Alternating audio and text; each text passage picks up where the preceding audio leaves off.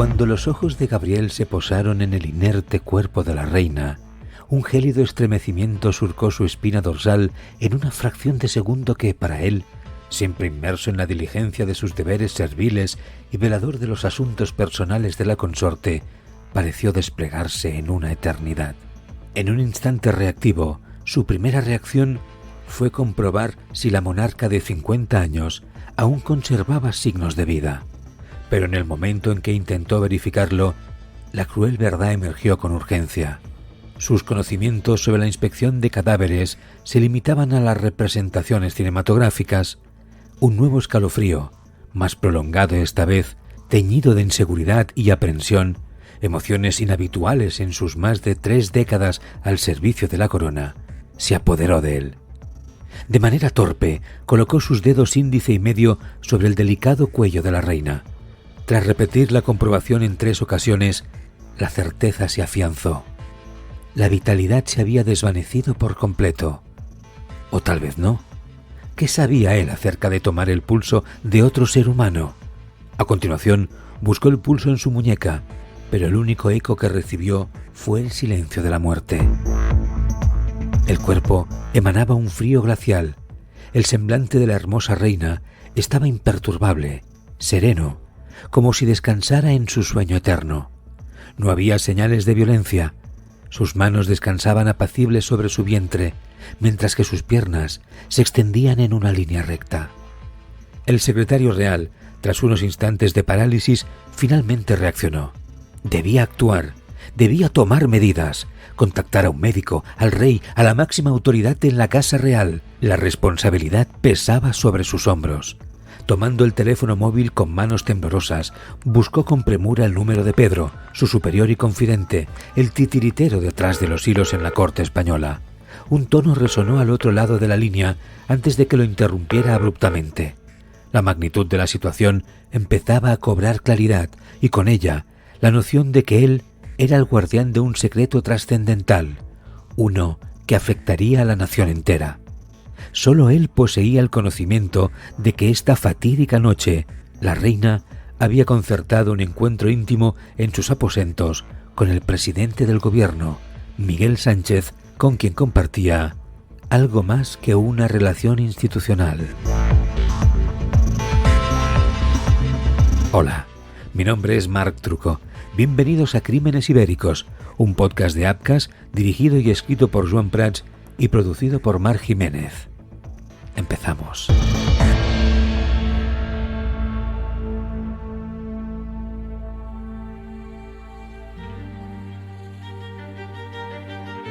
En el transicional mes de marzo, el presidente del gobierno español, Miguel Sánchez, albergaba en su apretada agenda uno de los eventos destacados, los premios de la reina a jóvenes empresarios que se celebraban en Mallorca, una ciudad reconocida por la corona durante sus veranos estivales, que también había ido a la prensa del corazón para llenar contenido veraniego.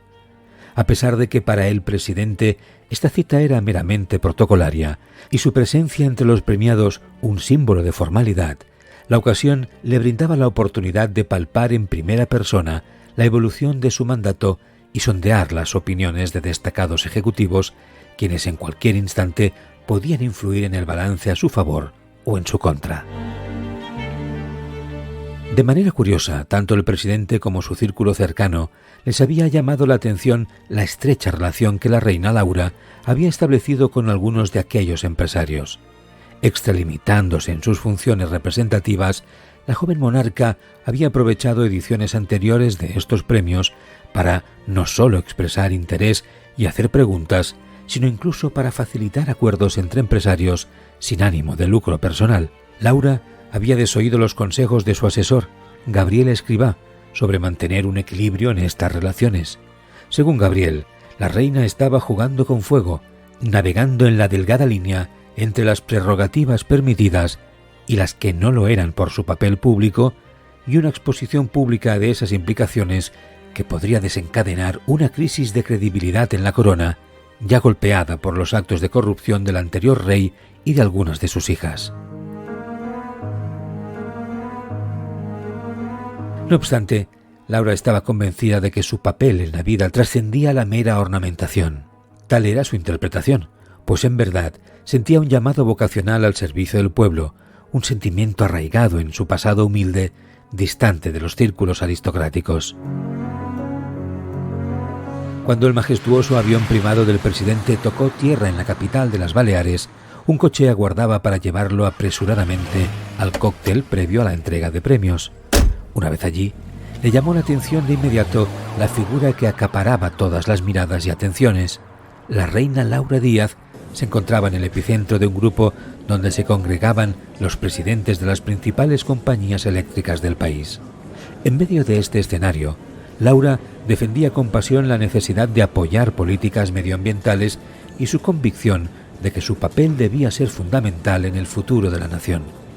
Los empresarios, todos en la tercera edad, la observaban con asombro ante su osadía. Conscientes del poder que ostentaban y de la función representativa de la soberana, según la Constitución, encontraban incómodo el contraste entre sus palabras y el pensamiento conservador que predominaba en las esferas empresariales. Pese a ello, la belleza y el carisma de Laura lograban cautivarlos por completo. Su gracia, simpatía, agudeza y sentido del humor equilibraban la balanza cuando pronunciaba palabras que desafiaban la perspectiva conservadora de los magnates empresariales más influyentes de España. En medio de este grupo, el mayordomo de la reina interrumpió el murmullo para informar a Laura sobre la presencia del presidente del gobierno, Miguel Sánchez. En ese instante, Laura centró su atención en el líder del país. Aunque habían coincidido en distintos eventos y sostenido breves conversaciones, en estos actos solía primar la voz del rey como interlocutor, cumpliendo con las obligaciones dictadas por la Constitución. El presidente se aproximó, saludando a la reina con el formal gesto que lo caracterizaba. Inclinó la cabeza mientras tomaba su mano con gentileza. Laura, en respuesta, optó por el enfoque que acostumbraba utilizar cuando deseaba un trato más cercano para alcanzar sus objetivos. Sorprendió a todos al sugerir que aquel era un evento privado, sin cámaras cerca, y que podrían saludarse como personas corrientes. El presidente, sagaz como pocos y sin espacio para medias tintas, le lanzó una pregunta cargada de ironía. ¿Es esto entonces la nueva norma de la moderna y contemporánea corona española? Házmelo saber si te conviertes en activista. Tras un tenso silencio, los empresarios, acostumbrados a medir cada palabra para mantener el statu quo, estallaron en una carcajada colectiva sin estar seguros si era la reacción adecuada ante una situación que se desviaba de la norma entre una reina y un presidente del gobierno alertado por la excesiva implicación social de la consorte real.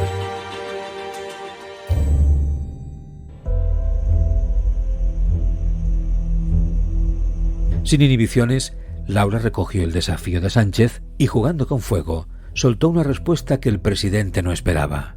Aprendemos rápido del nuevo Kennedy español, más cercano, moderno, atractivo, carismático, transparente y, por supuesto, amante de Taylor Swift.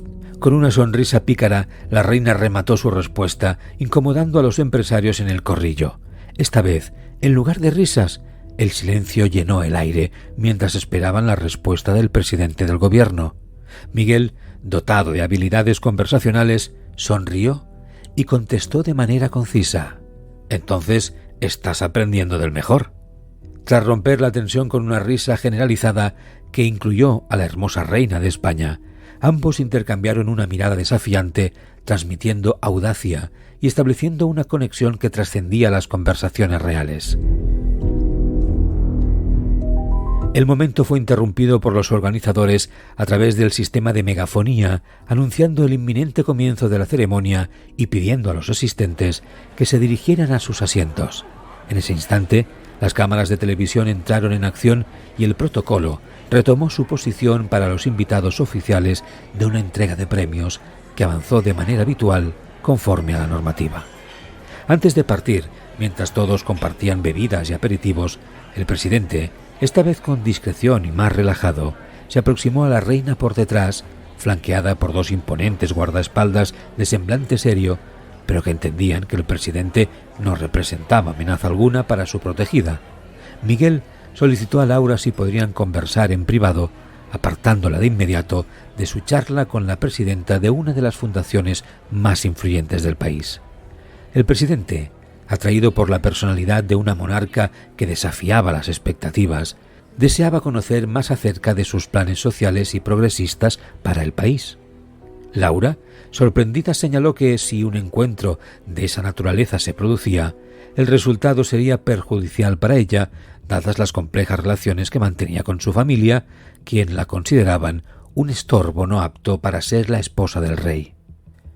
El presidente, tenaz y acostumbrado a salirse con la suya, argumentó que no podía perdonarse tener una Diana de Gales en España sin aprovecharla como un activo para la nación. Tras un breve lapso, Laura le preguntó si disponía de un bolígrafo. El presidente, veloz, extrajo de su chaqueta su pluma Montblanc Meisterstück, un regalo de la marca solo otorgado a figuras influyentes. La monarca tomó la pluma y, sacando una tarjeta oficial de su chaqueta, escribió un número de teléfono privado. Este número solo lo conocen mis más cercanos. Llámame y podremos hablar fuera del protocolo oficial y de nuestras agendas.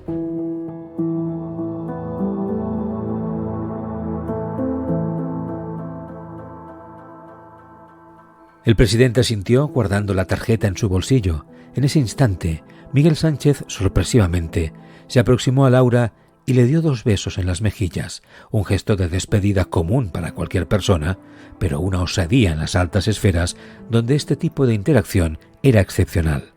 Laura, desconcertada, reconoció internamente que ese gesto la había tomado desprevenida.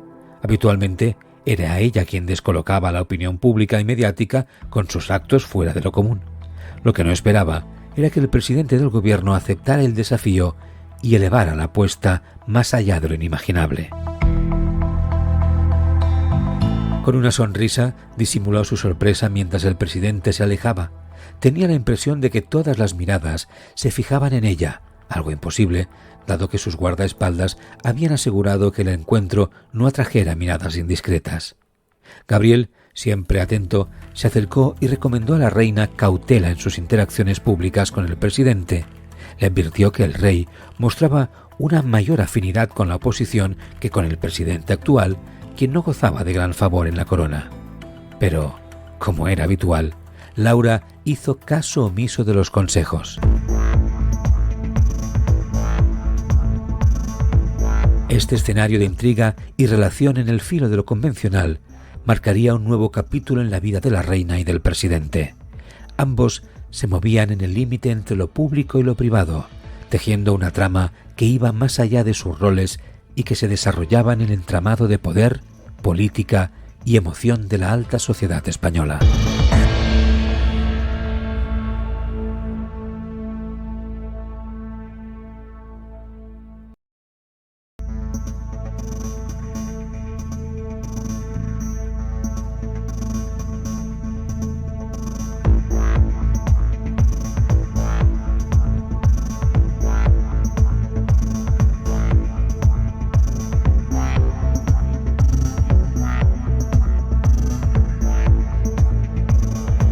Ser la esposa del presidente del gobierno no era una empresa sencilla. Marisa sentía que vivía la vida de su esposo y no la suya propia, una sensación que se profundizó aún más después de dar a luz a 2 preciosas gemelas. Cuando conoció a su marido, Miguel, ya estaba imbuido de grandes ambiciones en el mundo de la política. Anhelaba llegar lejos, tal vez incluso alcanzar la cima en la Moncloa. Por lo tanto, el papel que desempeñaría la primera dama no fue una sorpresa. Aún así, adaptarse a su función en la vida oficial de su esposo no resultaba sencillo. El cambio de residencia, el constante asedio de los medios, las reglas protocolares, los guardaespaldas y los eventos oficiales donde debía acompañar a su esposo. Todo ello sin mencionar cómo su relación personal se había visto afectada.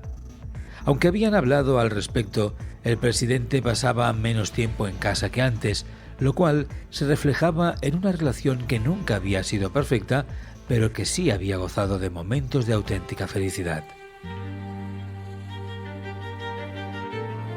Se conocieron en su juventud en una discoteca de Madrid y desde aquel momento se volvieron inseparables. El carisma y el atractivo de Miguel, con su altura, su tez morena y sus rasgos marcados, eran precisamente lo que ella siempre había admirado en un hombre. Sin embargo, la reputación de mujeriego y conquistador empedernido que rodeaba a Miguel siempre había inquietado a Marisa. Finalmente, después de enfrentar varios descubrimientos incómodos, optó por aceptar a su esposo y apartar la mirada. Sin embargo, había establecido una condición tajante: nunca debía ser humillada en público. Esta faceta de la vida del presidente había pasado relativamente inadvertida para la prensa hasta entonces, aunque no para los trabajadores tras bambalinas en el Palacio de la Moncloa, quienes murmuraban sobre las numerosas amigas especiales que se decía que tenía el presidente.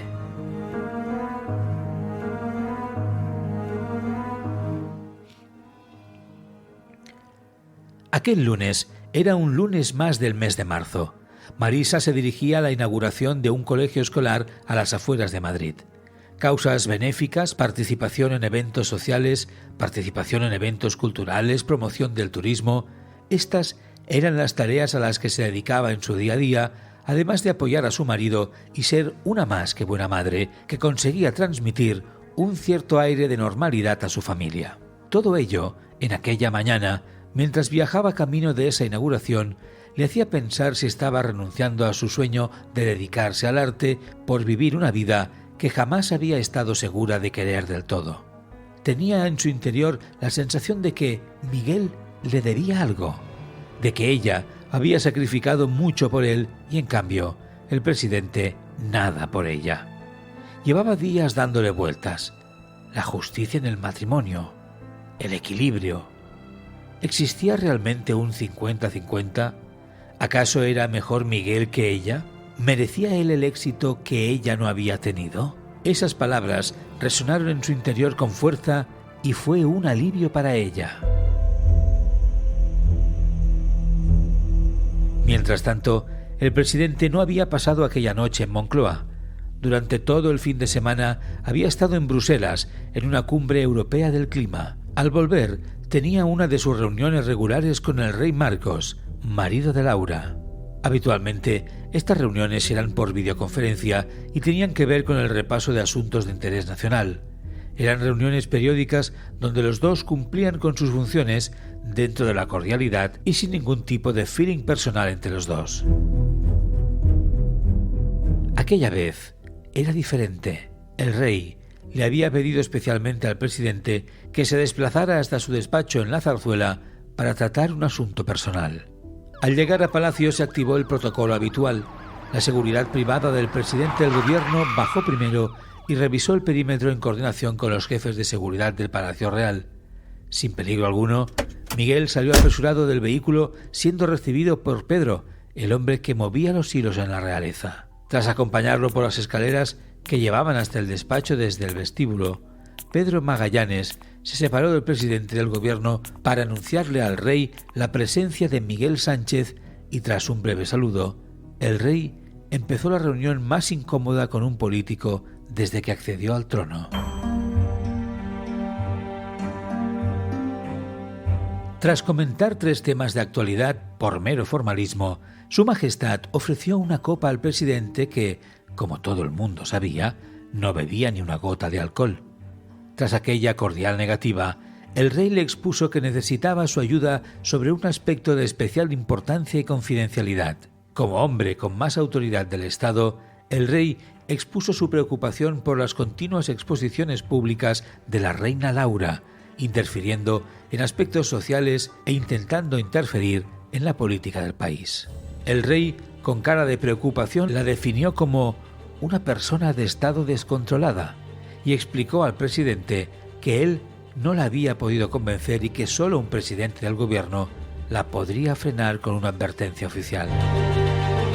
Para el rey, Miguel era todo lo contrario a un presidente ideal, de ideas republicanas, en contra de la corona, progresista, disruptivo y con una fama de mujeriego que cada día le hacía más problemático para el cargo.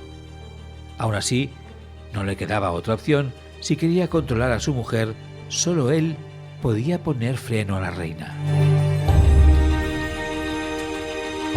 Miguel frío y estratega, se dio cuenta enseguida que la relación personal entre el rey y la reina no era la mejor. Prácticamente daba la sensación de que no tenía más relación que la institucional.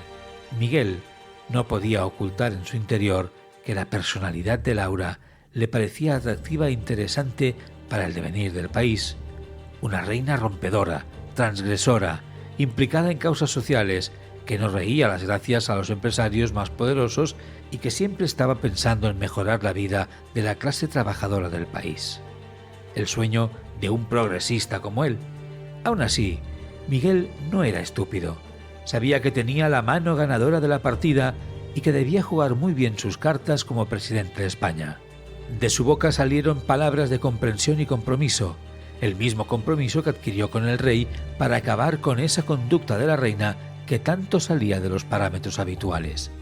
Ya habría tiempo para cobrarse aquel favor. Así pues, rey y presidente se dieron la mano en aras del compromiso y se despidieron.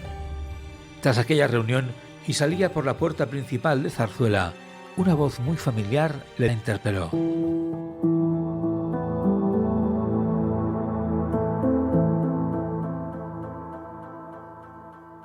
Pensé que a estas alturas ya habrías discutido conmigo algunos de los asuntos de la cimera del clima. Aún de espaldas, el presidente solo pudo sonreír tras reconocer aquella voz al instante. Quizá debería dejar mi cargo a alguien más preparado, contestó el presidente, a riesgo de que el rey, aún en su despacho, 2 plantas más arriba, pudiese escuchar la conversación. La reina, tras reír por la ingeniosa frase del presidente, saludó a Miguel extendiendo la mano en un más que protocolario saludo. Ante aquel saludo, Miguel solo pudo reír inconscientemente y recordar cómo había sido su anterior despedida, saltándose las normas entre consorte y presidente. «Sabrás de mí», le dijo Miguel mientras salía por la puerta. «¿Algo de lo que necesites mi apoyo o mi consejo?», contestó rápidamente la reina. «No te quiero desanimar, pero no. Me sirvo y me basto para seguir con mi programa electoral. Me han puesto deberes». La cara de sorpresa de la reina de España era un poema. Horas más tarde, en el Palacio de la Moncloa, Marisa había pedido a todo el personal que se marchase pronto a su casa.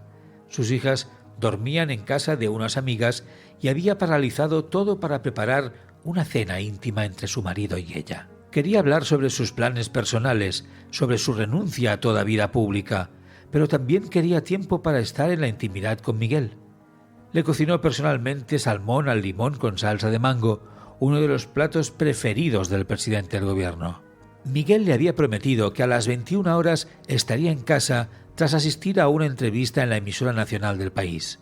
Marisa lo tuvo todo dispuesto, incluso 30 minutos antes de la hora a la que habían quedado. Se sentía como un adolescente a punto de partir en un primer viaje. A las 9 de la noche clavadas, el presidente entró por la puerta. Marisa le recibió con su mejor sonrisa, pero rápidamente se dio cuenta de que para Miguel había sido un día duro. Llevaba un buen cabreo tras haber entrado al juego del entrevistador y haber dado un par de respuestas incorrectas por el que le estaban atacando en redes sociales. Marisa intentó calmarlo quitándole la americana y con cariño y delicadeza le sentó en su asiento para finalizar dándole un tierno beso en la mejilla. «Quiero que te relajes. Esta noche solo somos tú y yo», le confesó. Miguel, incapaz de calmar su rabia y enfocado en el contexto de su trabajo, no atendió a ningún gesto cariñoso. Durante los primeros 30 minutos de la cena solo se dedicó a desfogarse, a quejarse constantemente de unos y otros, de manifestar las presiones que tenía cuando parecía más calmado, a reírse ostensiblemente de algún que otro compañero de gobierno.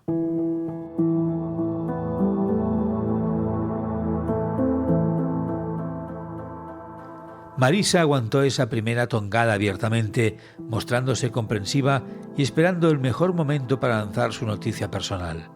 Tantos años al lado del presidente le habían hecho ser paciente, mucho más de lo que su personalidad natural proponía, y sabía perfectamente que Miguel, el presidente, su marido, tenía un ego que necesitaba alimentar todas las noches. Tras una hora de comida, Miguel le preguntó qué tal estaba y fue allí cuando Marisa soltó la bomba.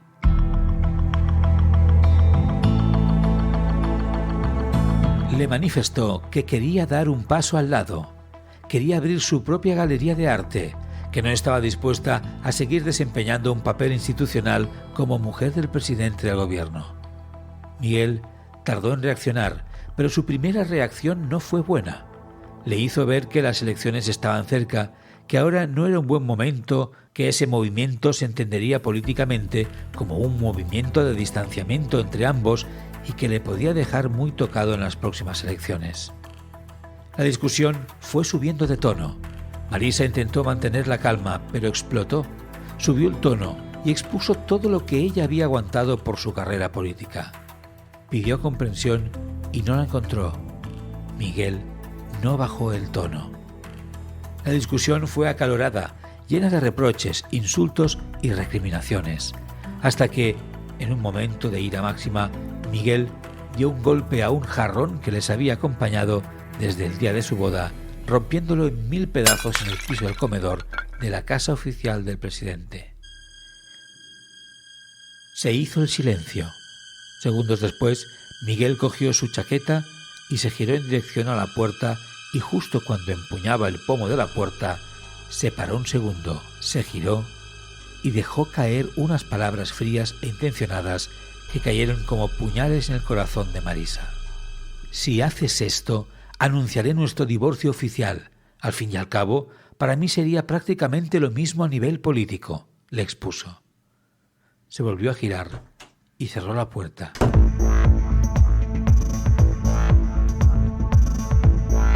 Marisa quedó desolada. Las lágrimas acariciaban su mejilla a borbotones, sin llanto, en silencio. Así se había acostumbrado a estar siempre desde que desempeñaba su papel institucional. Cada trozo de jarrón que recogía era un pedazo de su dignidad rota aquella noche. El sentimiento de pena y tristeza dio pie a un sentimiento de rabia, de dignidad. Así había sido educada, así era su personalidad, fuerte, contundente.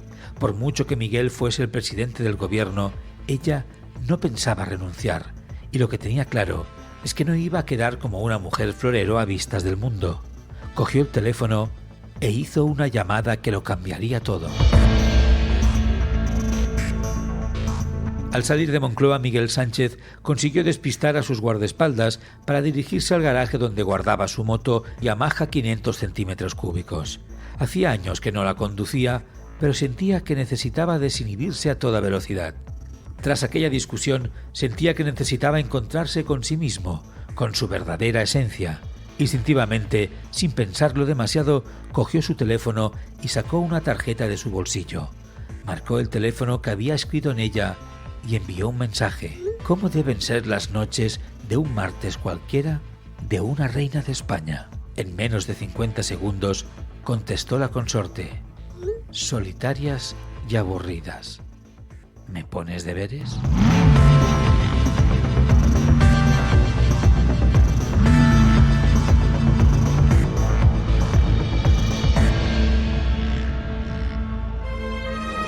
Apcas, que no te lo cuenten. Escúchalo. El deporte es sinónimo de éxito, de triunfo, de gloria, de respeto. Los deportistas, atletas, jugadores y entrenadores son referentes aclamados en todo el mundo, pero también son víctimas. Tribuna Marca y el podcast Crímenes Ibéricos de Apcas presentan Crímenes Deportivos, el podcast que te narra las muertes y asesinatos de deportistas de todos los tiempos. Escucha Crímenes Deportivos en tu plataforma favorita de podcasting.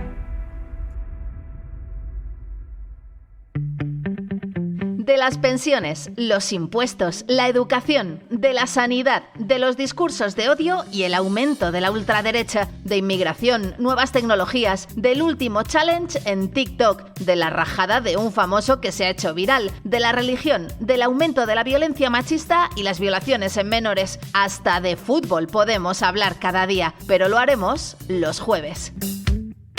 Cada jueves, un podcast de Apcas con Vanessa de Lucio, para hablar de todo y con todos, la actualidad a debate y análisis. Cada jueves, con Vanessa de Lucio. Pon la palabra Apcas en el buscador de tu plataforma de podcasting y conoce todas nuestras producciones. Upcast. Que no te lo cuenten. Escúchalo.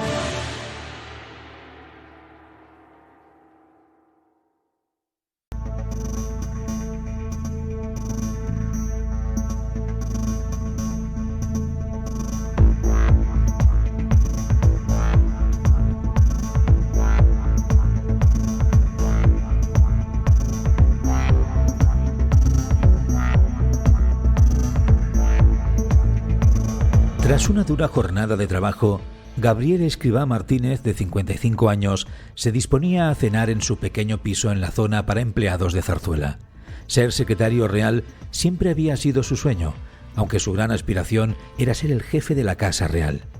Había crecido en el seno de una familia humilde que había servido toda su vida al general Franco anteriormente y al rey Domingo, padre de Marcos, durante años, posteriormente, tras la muerte del dictador. Gabriel se había preparado en las mejores academias de protocolo para el momento en el que llegase el día. Con el ascenso del nuevo rey, Gabriel había conseguido por fin el cargo, ganándose la confianza del rey Marcos en los años previos a su coronación. De hecho, su nombramiento como secretario fue una de las primeras decisiones que tomó el rey de España tras su coronación. No era un secretario real cualquiera. Vivía y moría por la Casa Real. Sentía a España como propia. No había nada más importante que la patria, la monarquía, la estabilidad, la nación, única y unida. Eso le convertía en el mejor servidor de la Casa Real y de sus integrantes. Aunque tuviese las ideas tan claras y su fidelidad estuviese a prueba de bombas, eso no hacía que muchas veces no estuviese en desacuerdo con las acciones de los miembros de la Casa Real. Para Gabriel, un rey y una reina debían ser impolutos, sacrificando cualquier otro placer que no dignificara la representación de la mejor manera posible de España, algo que últimamente pocas veces sucedía.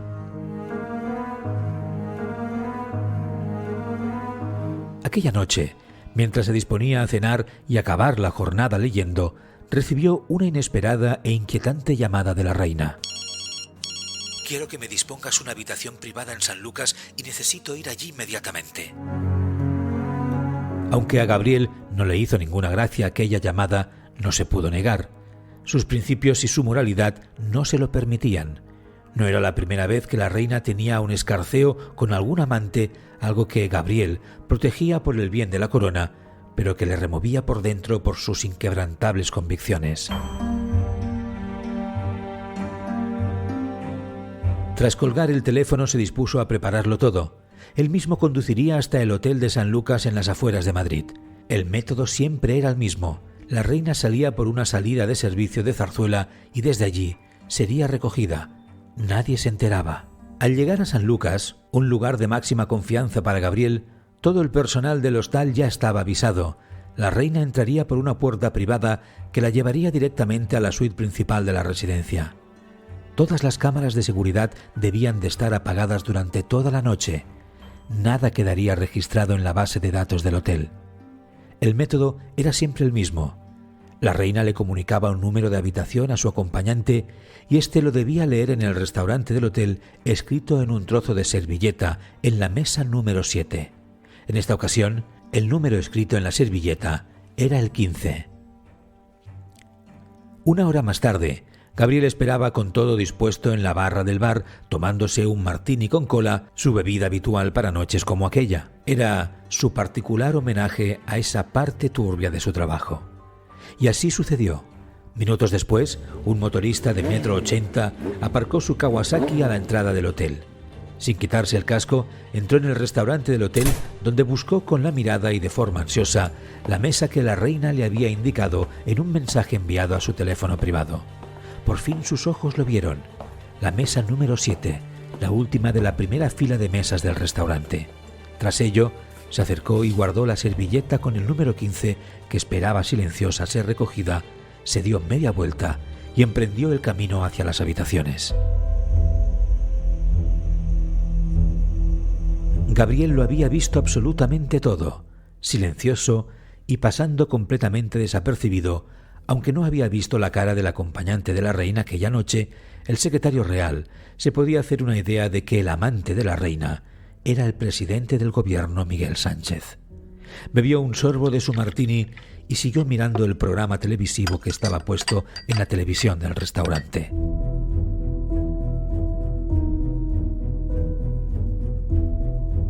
El jefe del Estado solo tenía un objetivo aquella noche. Ardía en deseos de poder charlar más tranquilamente con la reina. Había olvidado completamente la misión que le había encomendado el rey. Se creía por encima de ello. Quería conocerla, quería intercambiar deseos, visiones y, ¿por qué no?, amor, sexo. Además, la conversación con Marisa le había sacado de sus casillas. No llegaba a comprender por qué Marisa no le ayudaba en su ardua responsabilidad para gobernar el país. Creía que era egoísta y que solo le traía problemas en su camino hacia el éxito personal. Ese cóctel de sensaciones se había convertido en auténtico fuego en su interior que debía ser apagado. El presidente subió cada escalón de los 2 pisos de aquella bonita residencia en plena montaña, saboreando el momento, con plena delicadeza. Le encantaba sentir aquella sensación, cuando pasaba desapercibido y tenía una intimidad cada vez menos habitual que le recordaba su juventud. Era como vivir en una película de espías y eso, para un soñador como él, no podía ser un mero disfrute.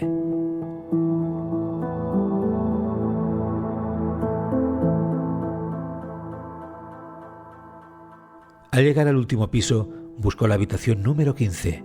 Aún con su casco puesto con la intención de guardar su intimidad, dispuso la mano derecha en el pomo de la puerta e intentó girarlo para abrirlo. Tras un segundo de duda, la puerta cedió. Efectivamente, estaba abierta. Tras un vistazo, pudo comprobar cómo al fondo se encontraba una cama de matrimonio enorme de casi 2 por 2. No había ningún ruido. Miguel supuso que aquel misterio formaba parte del juego.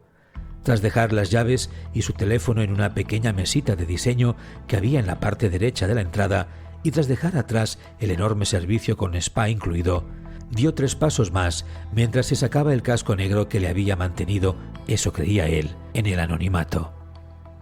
Tras acercarse un poco más a la cama, por fin la vio, estirada, delicada, sutil, bella. La reina, que yacía estirada con sus manos entrelazadas en cruz, parecía haberse dormido. Aquella mujer, fuerte, decidida, respetada y temida, se encontraba a su merced, descubierta, mientras era observada por el presidente del gobierno, que guardó ese momento en sus adentros como uno de los momentos de su vida donde la belleza más pura se había definido ante él. La reina vestía un camisón de encaje rojo que se adaptaba al milímetro a su perfecta silueta. Tras aquella imagen, Miguel decidió acercarse con delicadeza a la reina, que seguía con los ojos cerrados y estirada. «Majestad», le dijo con cariño. «El número 15 siempre ha sido un número que me gusta», prosiguió. Tras 2 o 3 segundos, Miguel se sorprendió por primera vez. No había respuesta. El presidente, al ver que no reaccionaba, fue un poco más allá, con miedo de meter la pata por su osadía, ya que al fin y al cabo, aquella no podía ser un amante cualquiera. Así que sutilmente le acarició el brazo izquierdo. Estaba frío. Tampoco hubo reacción por parte de la consorte. «¿Laura?», preguntó. No hubo respuesta. El presidente se empezó a preocupar. Subió el tono de voz. «¿Laura?». Tampoco contestó. Ese silencio había sido definitivo para que Miguel entrase en un primer instante de pánico. No se podía creer que realmente la reina tuviese algún problema de salud. Aún más nervioso, el presidente la sacudió en 3 embestidas drásticas que la cambiaron levemente de posición. Tras ese último movimiento, uno de sus brazos se deslizó dejándose caer por los bordes de la cama, quedando definitivamente descolgado en una clara señal de inconsciencia.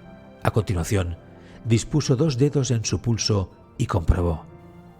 El presidente dio un salto y se separó 2 metros. Su respiración se agitó al instante. No podía creer lo que allí había pasado. ¿Quién había acabado con la vida de la reina? ¿Realmente estaba muerta? ¿Había sido un accidente? ¿Se había suicidado?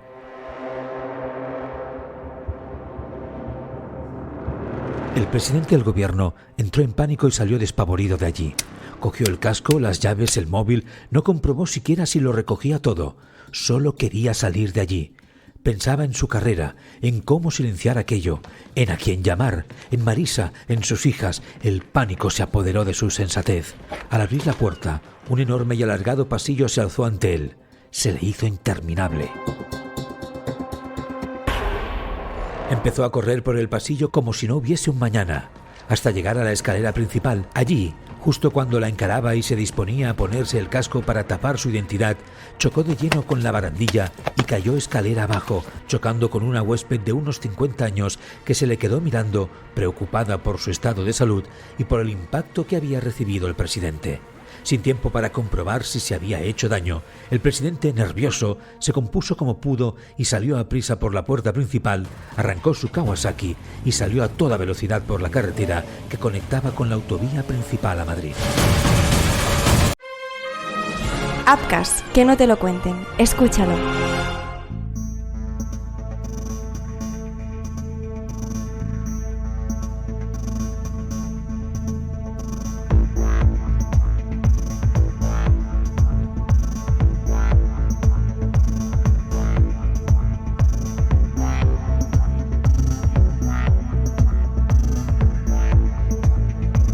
Tras cerciorarse por última vez de que no había atisbo de vida en la reina Laura, Gabriel Escrivá, secretario real, cogió su teléfono y marcó el número del jefe de seguridad de la Casa Real.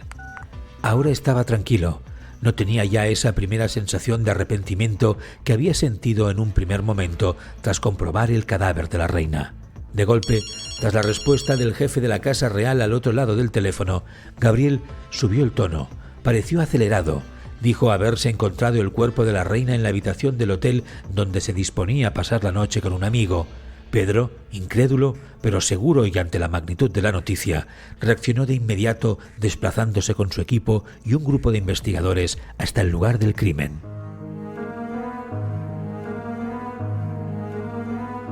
Al colgar, Gabriel volvió a cambiar su semblante. Su interpretación había finalizado. Cogió el teléfono para hacer una próxima llamada, no sin antes mirar de nuevo el cuerpo de la reina y procesarle una última frase en una acción llena de frialdad y osadía. Para ser reina, se debe estar preparada para la grandeza de España, le espetó. Sin mediar más palabra, el secretario real realizó una última llamada. Está hecho, acompañado de un «Gracias por su servicio al Reino de España».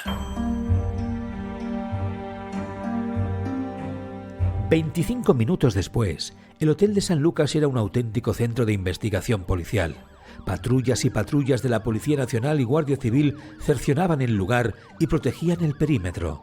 El gerente del hotel se vio obligado a colaborar por orden del director general de la Policía Nacional, que asistió con celeridad hasta el lugar de los hechos.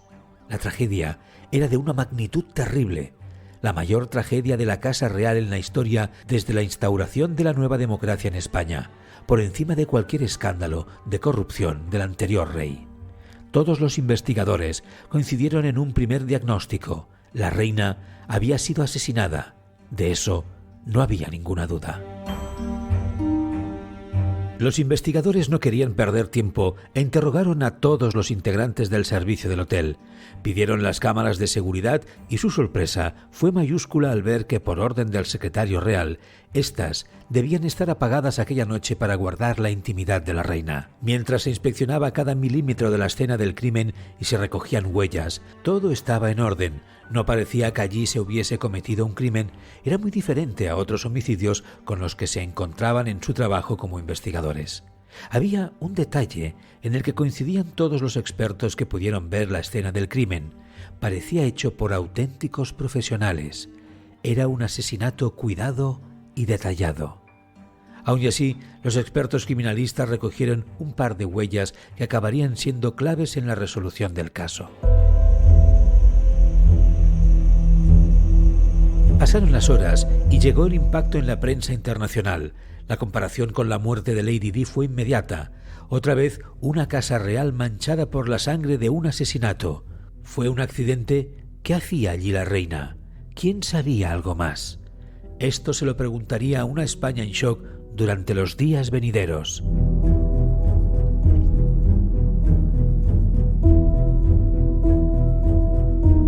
Después de jornadas de investigación y escándalo, la policía lo tenía claro.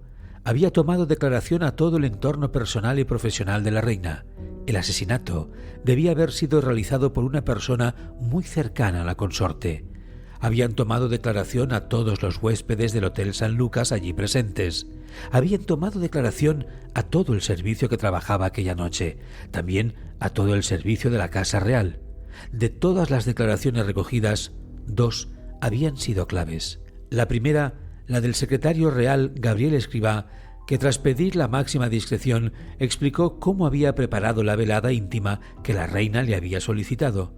Aunque sin afirmarlo al 100%, ya que no le había visto el rostro, Escrivá declaró que cuando vio al motorista que se había citado con la reina en el restaurante del hotel, llegó a pensar que, en efecto, este era el presidente del gobierno, Miguel Sánchez. Gabriel jamás fue un sospechoso para la policía, ya que en todo momento tuvo una coartada sólida. Fue ubicado en el restaurante desde la llegada de la reina, acompañado en todo momento por el servicio y los diferentes huéspedes que esa noche se hospedaban en San Lucas. La segunda declaración clave fue de Vanessa Hidalgo, la mujer de 55 años que se hospedaba aquella noche en el Hotel San Lucas y a la que le pareció cruzarse aquella noche con el presidente del gobierno en las escaleras. La mujer declaró que no estaba segura de que fuese él, ya que llevaba el casco a media altura, pero que juraría que aquel con el que chocó era el presidente del gobierno. Finalmente, ante las evidencias de culpabilidad y tras una consulta previa del director general de policía al rey de España, explicándole que todos los indicios apuntaban a que el presidente del gobierno podía tener algo que ver en el asesinato de la reina, la policía se dispuso a detener al presidente de España como principal sospechoso del asesinato de la reina Laura.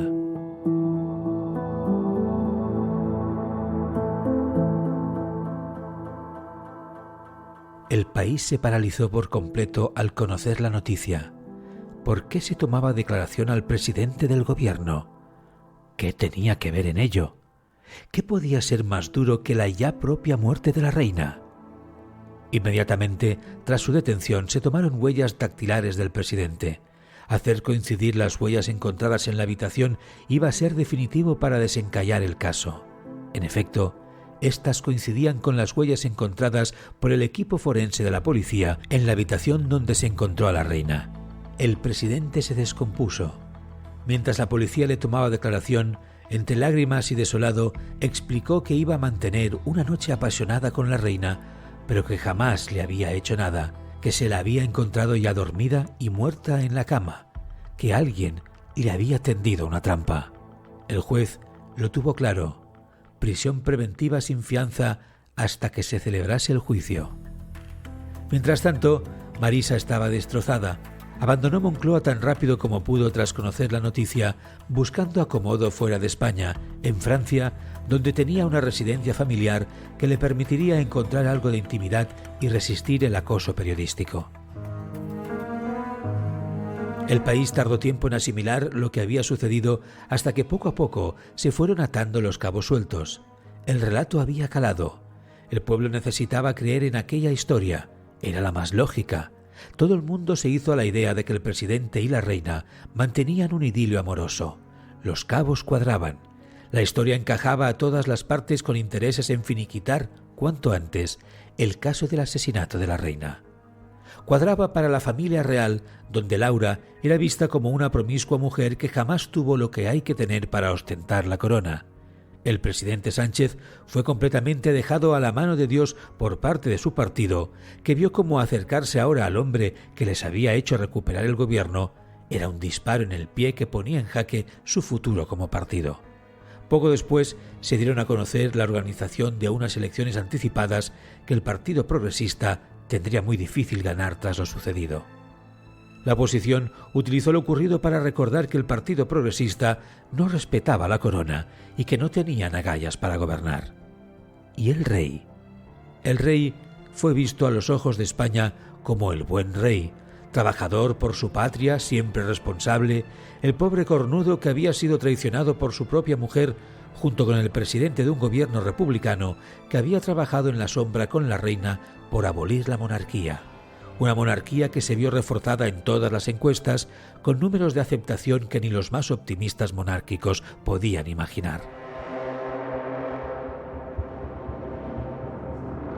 Tras 1 año y medio de un juicio público sin comparación, el juicio definitivo se convirtió en un evento mediático que superó los récords de audiencia de los programas sociales de medio mundo.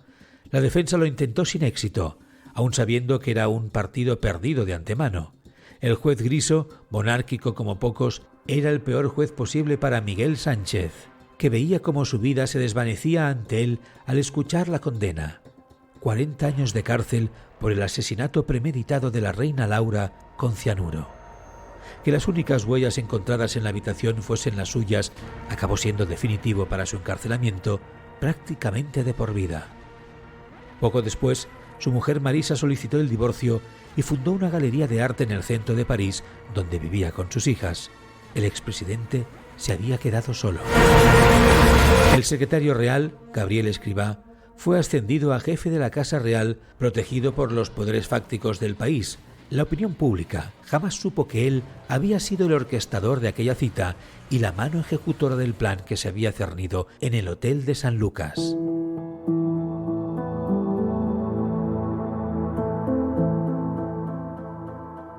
Poco después, el rey de España avanzó públicamente a su país que tenía pensado volverse a unir en matrimonio.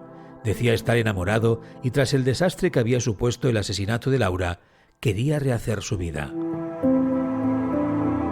Los podcasts y revistas del corazón especularon durante semanas sobre quién podía ser la nueva pareja del rey de España. ¿Sería una princesa? ¿Una periodista? ¿Una empresaria? ¿Qué edad tendría? ¿La aceptarían sus hijos? ¿Era demasiado pronto?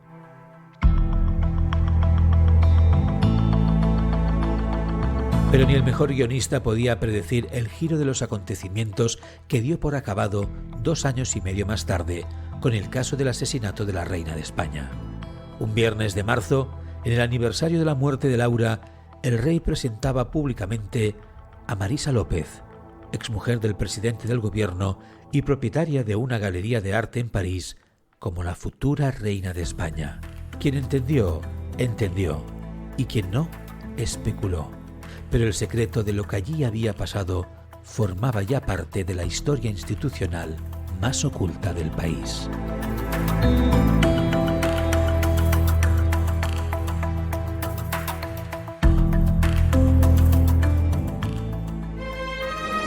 Apcas, que no te lo cuenten. Escúchalo.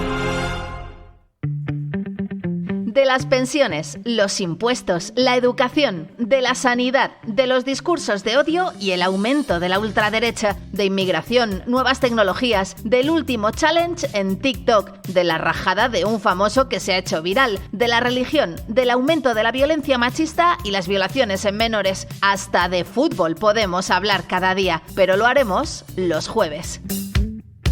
Cada jueves, un podcast de Apcas con Vanessa de Lucio, para hablar de todo y con todos, la actualidad a debate y análisis. Cada jueves, con Vanessa de Lucio. El deporte es sinónimo de éxito, de triunfo, de gloria, de respeto. Los deportistas, atletas, jugadores y entrenadores son referentes aclamados en todo el mundo, pero también son víctimas. Tribuna Marca y el podcast Crímenes Ibéricos de Apcas presentan Crímenes Deportivos, el podcast que te narra las muertes y asesinatos de deportistas de todos los tiempos. Escucha Crímenes Deportivos en tu plataforma favorita de podcasting.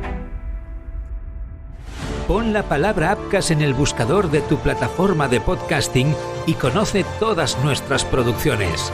Apcas, que no te lo cuenten. Escúchalo.